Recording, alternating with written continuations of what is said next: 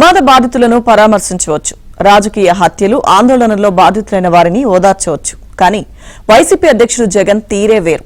పోలీసులకే సవాల్ విసురుతూ శాంతి భద్రతలకు తరచూ విఘాతం కలిగిస్తూ ఏకంగా కానిస్టేబుల్ పైనే హత్యాయత్నం చేసిన గంజాయి బ్యాచ్ రౌడీ షీటర్లకు ఆయన వత్తాసు పలుకుతున్నారు.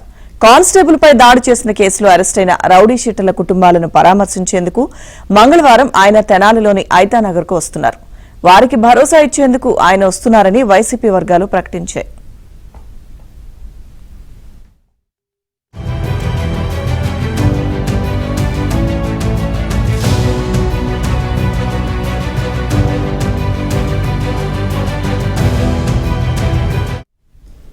తెనాలిలో గంజాయి బ్యాచ్ రౌడీ షీటర్లను పోలీసులు ఎన్ని మార్లు మందలించినా కేసులు నమోదు చేసినా మార్పు రావడం లేదు. బెయిల్పై వచ్చి మళ్లీ అరాచకాలకు పాల్పడుతున్నారు. ఇటీవల చిరంజీవి అనే కానిస్టేబుల్ పై తిరగబడి హత్యాయత్నానికి పాల్పడ్డారు. బాధిత కానిస్టేబుల్ ఫిర్యాదుతో పోలీసులు కేసు నమోదు చేశారు.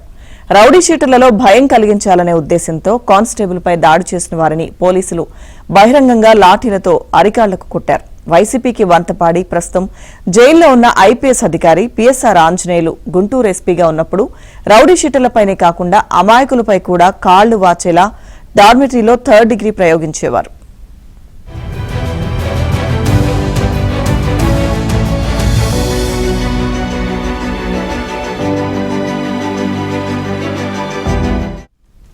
ఇలా బహిరంగంగా కొట్టడం చట్టవిరుద్ధమే.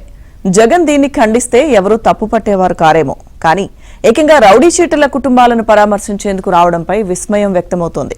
వీరికేనా మీ మద్దతు అంటూ ప్రశ్నిస్తున్నారు. వైసీపీ హయాంలో తెనాలిలోని అదే ఐతానగర్లో రౌడీ షీటర్లు రెచ్చిపోయి అమాయకపు జనంపై దాడులకు దిగిన వీడియోలు ఇప్పుడు వైరల్ అవుతున్నాయి.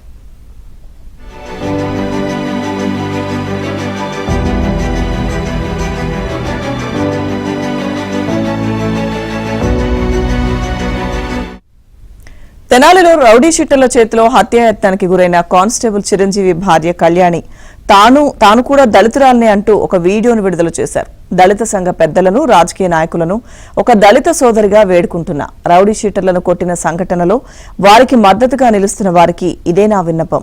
తాను కూడా దళిత మహిళనే. తనకు తల్లిదండ్రులు లేరు. బీసీ సామాజిక వర్గానికి చెందిన చిరంజీవిని 10 ఏళ్ల క్రితం వివాహం చేసుకున్నా. తన భర్తను రౌడీ షీటర్లు మారణాయుధాలతో దాడి చేసి చంపబోయారు. మేం కేసు పెట్టాం. దాడికి పాల్పడిన వారిని పోలీసులు పట్టుకుని దండించారు. రౌడీ షీటర్లకు అండగా నిలవాలని చూస్తే దళిత సోదరునైన తనకు అన్యాయం చేసినట్టే అన్నారు.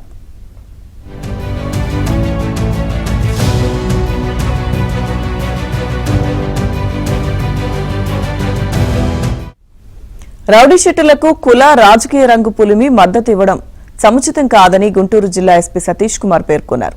తెనాలిలో జరిగిన సంఘటనపై ఉన్నత స్థాయి పోలీసు అధికారితో దర్యాప్తు చేయిస్తున్నామని, దీన్ని రాద్ధాంతం చేయడం తగదని ప్రకటించారు.